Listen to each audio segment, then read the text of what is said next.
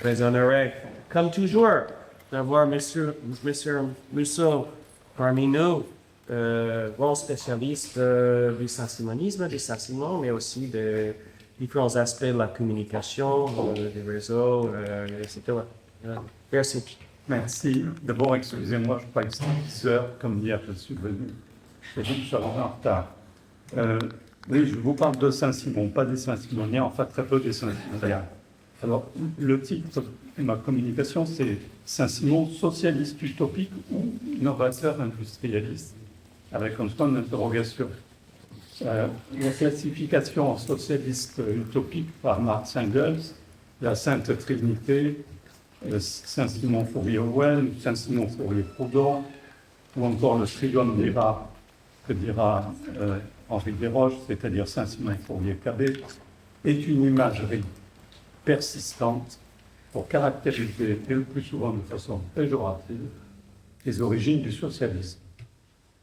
Or, c'est bien loin de l'utopie du socialisme que se forme la pensée de Saint-Simon. 1760-1825, on célébrera le bicentenaire dans 2 ans de sa vie. Alors, son œuvre et sa vie plaident pour un industrialisme, et je dirais un industrialisme social, voire socialisateur, terme utilisé par Desroches, comme on dit, libéralisme social ou catholicisme social. Donc, industrialisme social, socialisant, voire, c'est la thèse que j'ai défendue dans mon bouquin sur la religion industrielle, une nouvelle religion industrielle, évidemment une religion séculière. Autrement dit, il est peu utopiste, semi-utopiste, comme dirait Raymond Ruyet. Peu utopiste à quelques rares textes près, et c'est ce que je voudrais regarder. J'en citerai 3 principaux, et il est peu socialiste, pour ne pas dire pas du tout socialiste, mais novateur, et c'est le terme qu'il emploie du début à la fin, y compris dans le nouveau christianisme, novateur, inventeur, et c'est pour ça qu'il y a une multitude d'idées nouvelles beaucoup ont pillé dans l'œuvre de Saint-Simon. Donc, je dirais novateur industrialiste, notamment à partir de la Restauration, d'abord c'est industrialiste libéral, et à partir des années 20, c'est-à-dire quand les ultras prennent le pouvoir dans la monarchie, eh bien, novateur industrialiste ou industrialiste social. Alors, 4 réflexions rapidement. 1, le socialisme utopique, pour moi, est un obstacle épistémologique. Pour reprendre la formule de Bachelard, l'imagerie socialiste utopique est devenue un véritable obstacle épistémologique, notamment, je ne généraliserai pas pour Fourier-Owen, mais notamment pour aborder l'œuvre de Saint-Simon. Et je partage la remarque de Ruyère, auteur de l'ouvrage de référence pour moi sur l'utopie et les utopies. Je le cite, Saint-Simon n'a pas écrit d'utopie, mais il apporte beaucoup d'idées vraiment neuves, que l'on ne cessera plus de trouver dans la littérature utopique jusqu'à nos jours. Alors l'expression d'économiste utopiste, a été employée, le premier qui l'a employé, c'est Blanqui, en 1939, dans son histoire de l'économie politique, et évidemment, elle a été popularisée sous la forme socialiste utopiste, par Engels dans la brochure Socialisme utopique et socialisme scientifique.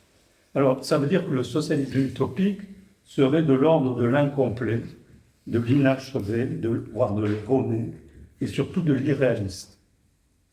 Dans le manifeste du Parti communiste de 1948, Marx et Engels écrivent « Les systèmes socialistes et communistes proprement dits, les systèmes de Saint-Simon, Fourier-Owen, font leur apparition dans la première période de la lutte entre le prolétariat et la bourgeoisie.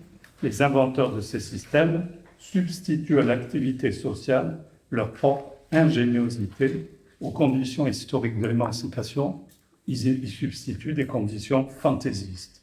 Et à l'organisation graduelle et spontanée du prolétariat de classe, ils substituent une organisation de la société fabriquée de toutes pièces par eux-mêmes. Alors, je partage la remarque de Pierre Ansart, qui dit finalement que, je le cite, la dichotomie formulée dans le manifeste, séparant socialisme utopique et scientifique, obscurcit les rapports plus qu'elle ne les éclaire. Et pour cette critique, je renvoie à l'article parmi nous de Nathalie Brément, Socialiste utopique, les mal nommés. Je partage ce point de vue. finalement, on ne sait plus, avec cette image, de quoi vraiment, ce qu'elle désigne avec socialiste utopique. Alors, malgré cette difficulté, l'idée d'utopie appliquée à Saint-Simon a été entretenue. Elle ressurgit Segovitch, qui par ailleurs a bien lu Saint-Simon, qui le qualifie de plus réaliste des utopistes et de plus utopiste des sociologues. Elle revient dans la biographie de Petre Grenouillot, Saint-Simon, l'utopie ou la raison en acte. Et les deux qui ont beaucoup milité, ces fédéraux, pour cette résurrection, qui l'ont amplifié, même c'est Henri Desroches et Jean-Paul Frick. Alors Henri Desroches voit une triple utopie conjointe à un triple humanisme chez Saint-Simon, il n'y en a pas une, il y en a trois. L'utopie de l'homo sapiens, dans le projet onirique d'une science sociale de l'action, l'utopie de l'homo faber, dans le projet parabolique d'une industrialisation de l'écoumène, et une utopie de l'homo ludens, dans le projet millénariste d'un nouveau christianisme. Et Desroches s'appuie sur trois textes, notamment comme trois balises. Les lettres d'un habitant de Genève, de 1803, l'organisateur de 1819, il y a la fameuse parabole, terme qui n'est pas de Saint-Simon mais de Rodrigue, et le nouveau christianisme de 25. Et, dit Desroches, c'est l'enchaînement de ce triple utopisme qui constituerait l'arbre de Saint-Simon. Quant à Jean-Paul Frick, qui a fait une belle thèse, mais que je critique beaucoup sur le fond, mais peu importe, il dit l'utopie saint-simonienne serait donc essentiellement utopique, et il a raison par son inachèvement. C'est bien ce que veut dire Marx Engels par rapport au socialisme scientifique. Et elle aurait pour vertu d'inaugurer et d'ouvrir le champ des possibles. Elle apparaîtrait, je cite Frick, davantage comme la racine utopique des utopies à venir, comme l'utopie matricielle, donc triple l'utopie chez Desroches, l'utopie matricielle chez Frick, et là où il a raison, mais à mon avis il l'interprète mal, poussée par le déterminisme historique, ce que Saint-Simon appelle la marche de la civilisation, et ajoute Frick par une métaphysique de l'ordre naturel, ce que je conteste. Conclusion de Frick, désireux de fonder une politique positive, Saint-Simon n'élabore finalement qu'une utopie, et même une utopie pseudo-scientifique. Alors, une des difficultés de ce qualificatif d'utopie, bien sûr, c'est la définition. Hier, Laurent Félier en a parlé. Évidemment, il faut citer Mannheim et Ruvier, à mon avis, pour rentrer dans le concept. De façon générale, l'utopie, évidemment, c'est la description d'un monde imaginaire par un narrateur, il y a un écrivain solitaire qui émet l'utopie. Elle n'explique pas, elle invente, dit Ruvier, en respectant les cadres du monde ordinaire. Mais elle est anhistorique, elle est souvent déterritorialisée, mais si elle est anhistorique, elle a pourtant une histoire. Et donc, Laurent Félier rappelait hier l'histoire de l'utopie, donc je n'y reviens pas, mais elle a plusieurs fois changé de nature. Et je cite, pour ce qui nous intéresse sur cette période, l'utopie a semblé se réaliser avec la Révolution française. Donc l'utopie devient quelque chose de péjoratif dans ces années-là. C'est un terme péjoratif, et Proudhon jette des tonnes d'insultes à ce terme. Il veut se débarrasser à tout prix de ce terme. Et effectivement, dans tous les dictionnaires de la période, utopie est péjoratif parce que ça fait référence à des visions, à des systèmes irréalistes et irréalisables.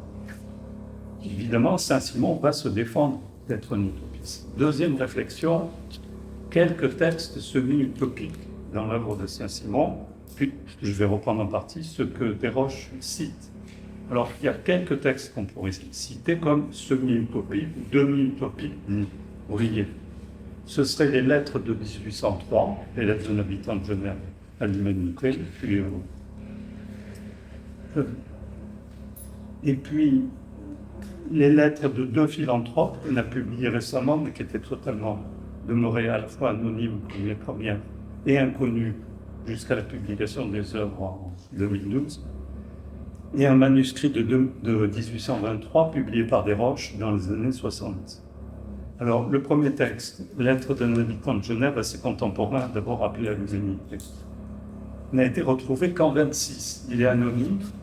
Il est retrouvé en 26 après la mort de Saint-Simon. Saint-Simon n'en a jamais parlé de son vivant.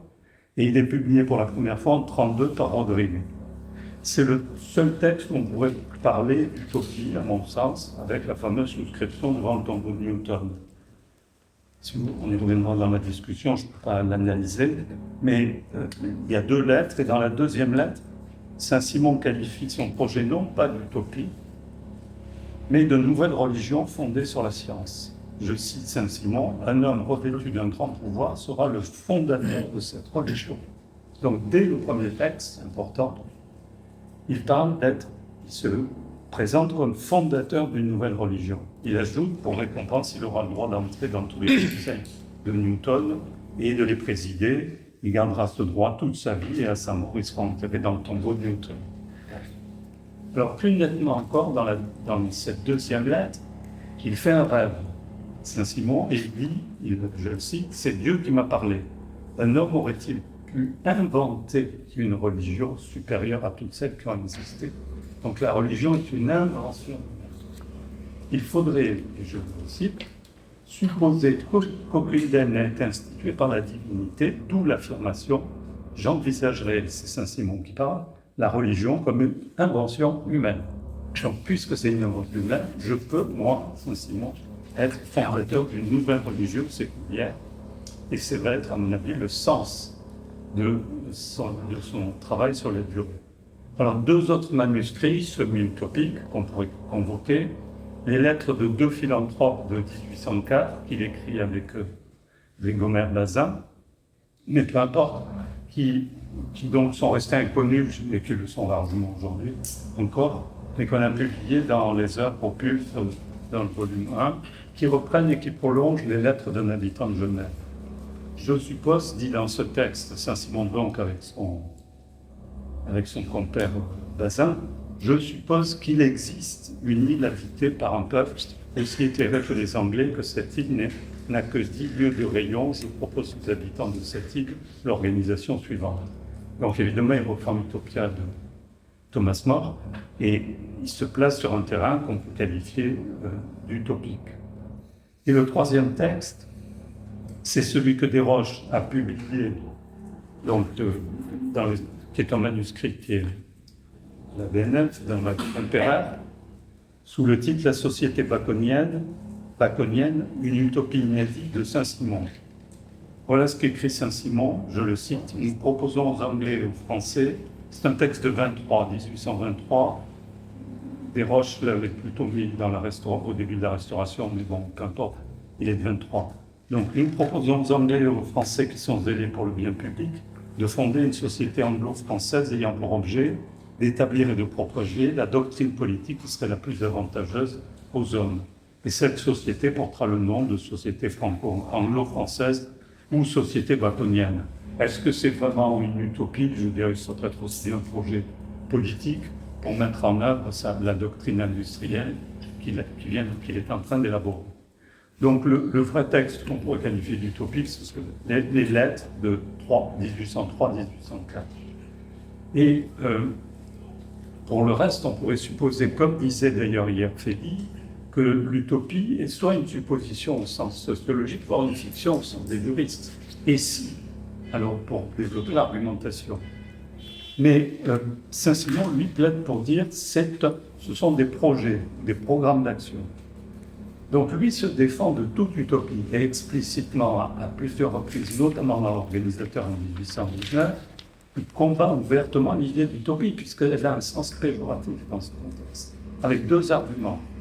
Je le cite, non seulement on pourrait traiter d'utopie tout projet de perfectionnement important de l'ordre social, tout projet pourrait être qualifié d'utopie. Mais surtout, le projet qui présente, je le cite, n'est que le résultat forcé de la marche que la civilisation a suivie depuis 7 à 8 siècles, d'où il résultera la preuve que ce n'est pas une utopie. Donc, pour contester l'idée d'utopie, il met en œuvre l'histoire et la marche de la civilisation qui est comme une sorte de loi de notre action universelle appliquée à la société. Et donc, pour critiquer l'utopie, il convoque l'histoire, et en particulier, et donc énormément écrire sur l'histoire pour nous dire compte. Et Saint-Simon conteste aussi l'idée d'utopie, donc au nom du projet de l'histoire. Et donc, on peut dire qu'il y a un déterminisme historique, clairement, orienté, évidemment, par le mythe du progrès qui lui permet. Et cette vision de la marche de la civilisation, lui permet d'inverser l'ordre réel de l'apparence, à la fois avec une vision téléologique de l'histoire et une philosophie du progrès. Et donc, il contribue, comme ça a été vu par Tournier, plutôt à la démystification de l'utopie, contrairement à Anderson. Il démystifie l'utopie par le déterminisme historique. Troisième réflexion, quelques thèmes, alors maintenant voyons socialiste, semi-socialiste, demi-socialiste. Alors François Daguenier, le philosophe, affirme que à cette philosophie ne convient ni l'étiquette de socialiste, ni celle d'utopique, destinée seulement à m'affaiblir et porter. Alors je partage évidemment, il était dans mon jury de thèse, et nous étions très complices sur beaucoup de points, y compris celui-là. Abensour insiste sur le fait que l'opposition entre socialisme scientifique et utopique, et il a raison aussi, est plus complexe. Les rapports Saint-Simon-Marx devraient être situés à un niveau à la fois plus profond et plus vague, dit-il. Parce qu'ils veulent tous deux, Saint-Simon et Marx, un, créer une science nouvelle, ayant pour objet l'homme, en fait une science de l'histoire de la société, pour comprendre les structures. Deux, expliquer la société et la politique par la pratique, par le travail, par la transformation de l'industrie. Tous les voies du capital, je rappelle, consacrées à l'industrie. Et trois, convaincre de la possibilité d'agir sur la société pour la transformer. Alors, Saint-Simon, lui, ne se déclare jamais révolutionnaire, au contraire, il a vécu la révolution, il a été en prison, etc. Donc il sait ce que c'est, il a failli être guillotiné, ça c'est le joual de doigt, puisque c'était un ancien aristote, et en plus associé à un Prussien dans ses affaires. Donc il était très inquiété, très inquiet. Bon, il se déclare réformateur, terme qui sera largement repris par Raybaud, entre autres, à l'opposé de toute idée de révolution. Pourquoi ? Parce que pour lui, l'idée de révolution, ça entraîne la dislocation de la société, notamment par l'anarchie. Et ensuite, après l'anarchie, il y a le despotisme. Et il a vécu sous l'Empire, et donc il a subi la censure, et donc il sait ce que c'est aussi l'Empire. Donc il redoute par-dessus tout l'anarchie, parce que l'anarchie dissout le lien social. Et ce qui tient à une société, c'est quoi ? C'est la religion. La religion, ça a deux sens, et Saint-Simon joue sur le sens, relier et relire, religarer, relégérer. Donc c'est à la fois le sens d'interprétation du monde, de connaissance, et de lien social. Et ce qui fait tenir la société, c'est bien la religion. Donc il a très peur de l'anarchie, et il la combat à plusieurs reprises. Alors quant au mot socialisme, lui il plaide donc Saint-Simon pour une réforme plutôt qu'une révolution. Le mot socialisme, on ne le trouve jamais sous les plumes de Saint-Simon, ni d'ailleurs le mot individualisme. Comme vous savez, le mot socialisme apparaît, enfin il existait déjà à la fin du XVIIIe, mais il apparaît dans les années 20 en Angleterre, dans la mouvance Orwell, et en France dans les années 30, et notamment chez les Saint-Simoniens en 32, chez Pierre Leroux en 32, etc. Alors, quels seraient les quatre thèmes qu'on pourrait identifier comme proto-socialistes, socialisants, socialisateurs chez Saint-Simon? Le premier, c'est la défense de la classe la plus pauvre. Clairement, dans les derniers textes, le système industriel et le nouveau christianisme. Toute la société doit travailler à l'amélioration de l'existence morale et physique de la classe la plus pauvre.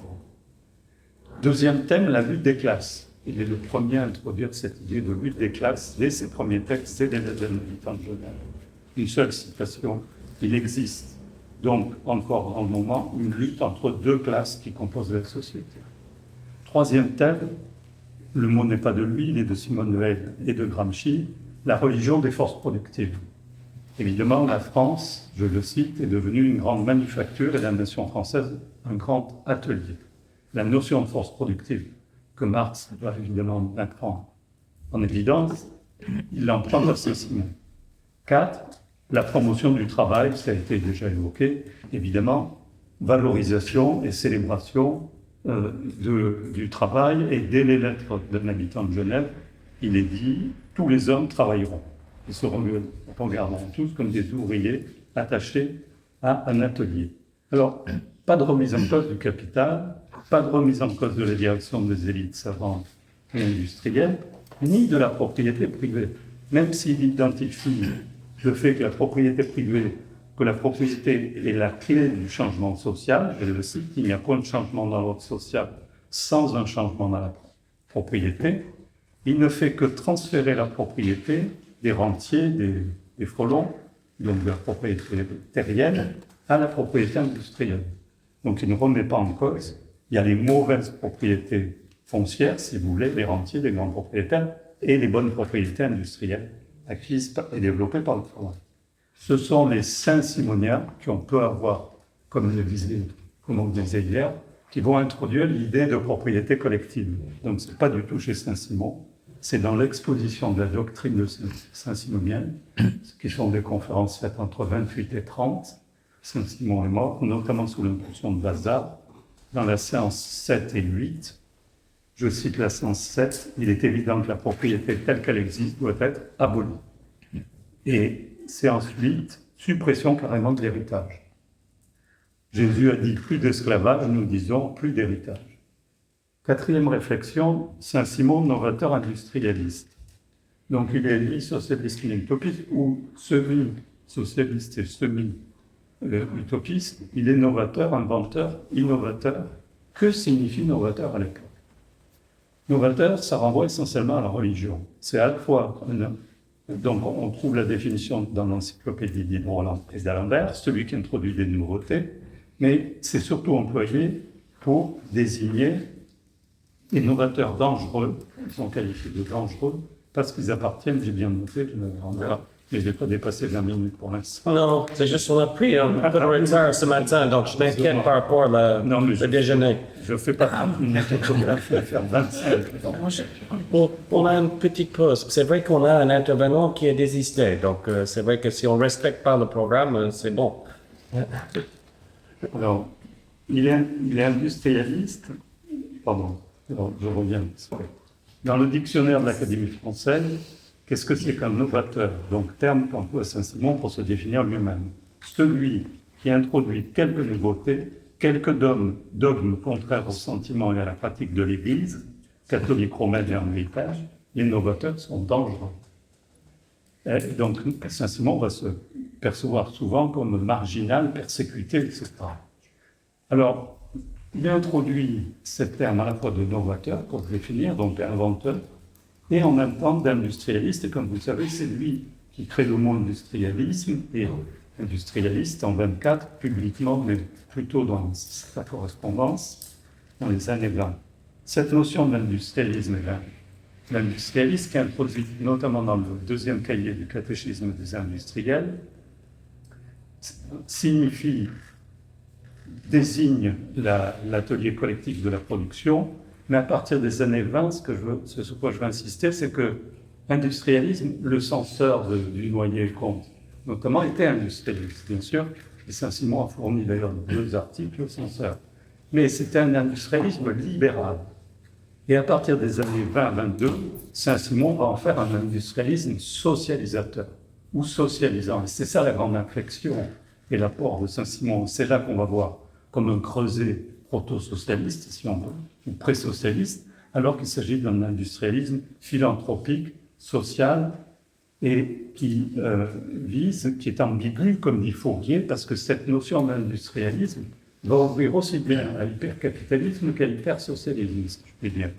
François Pérou l'a très bien vu, il dit ceci, je le cite, « Si l'œuvre de Saint-Simon et des siens est ambiguë, c'est que l'industrialisation l'était et le demeure. Elle autorise aussi bien le socialisme que la féodalité industrielle. » Pérou a très bien vu, et Jaurès aussi d'ailleurs, qui a dit le saint-simonisme, mais là il visait plutôt les saint-simoniens, avait prévu le grand capitalisme, mais il l'avait magnifiquement transfiguré en socialisme. Et Jean Einstein aussi, dans son histoire du socialisme, insiste sur le fait qu'il y a 2 rameaux antagonistes qui ont poussé sur l'héritage de Saint-Simon. Et ça, c'est capital à partir du moment où on comprend que c'est l'industrialisme et pas le socialisme. On comprend l'ambiguïté fondamentale de cet industrialisme. Alors, pour conclure, ce mot de novateur qu'emploie Saint-Simon dès les premiers textes et qui répète à plusieurs reprises, c'est novateur en religion. Il se veut fondateur d'une nouvelle religion. Donc je déplace la problématique de l'utopie à celle de la religion, et en même temps d'un industrialisme non libéral, non égoïste, non destructeur, notamment du lien social, et qui plaide pour la société industrielle, terme qu'il introduit. Société industrielle, tout le monde le dit, c'est lui qui a inventé le terme, la formule de société industrielle, comme Bourdieu l'a souligné. Il écrit ceci en 1810 dans une lettre à son neveu. Je vous conseille, mon neveu, de devenir zélé partisan du premier novateur en religion qui, marchant dans la carrière ouverte par Luther et poussant la réforme plus loin que lui, saura agrandir religieusement le domaine de la raison et restreindre dans de plus étroites limites celui des idées révélées. 1810, déjà 1803, 1825, il met en scène le novateur et le conservateur dans le nouveau christianisme. Je suis novateur, dit Saint-Simon, parce que je tire des conséquences plus directes qu'on en avait fait jusqu'à ce jour du principe fondamental de la morale divine. Donc, plus qu'une utopie, il a contribué à fonder, comme il le revendique, une nouvelle religion. Une religion scientifique sur le plan du pouvoir spirituel et industriel sur le plan du pouvoir temporel, la société industrielle. Alors évidemment, en déplaçant versus Marx Engels, on pourrait avoir l'objection de Gramsci, qui a défini la religion, je cite Gramsci, dans le Quaderni, la religion est la plus gigantesque utopie, c'est-à-dire la plus gigantesque métaphysique que l'histoire ait jamais connue. Donc elle reviendrait par la définition gramscienne. Mais je finis juste, c'est ma dernière phrase, par une citation de Chateaubriand, 1797. Donc on est juste après la révolution que Saint-Simon a vécue très activement. Et Chateaubriand, dans son essai sur les révolutions, écrit ceci, je cite Chateaubriand: « Quelle sera la religion qui remplacera le christianisme ? Célébrera-t-il parmi nous, lorsque le christianisme sera tombé en un discrédit absolu, un homme qui se mette à prêcher un culte nouveau ?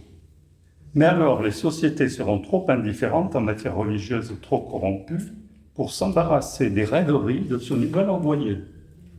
Et sa doctrine mourrait dans le mépris comme celle des illuminés de notre siècle. » On pourrait dire que Saint-Simon a répondu à l'attente et a subi le sort promis par Chateaubriand dans son texte de 1997.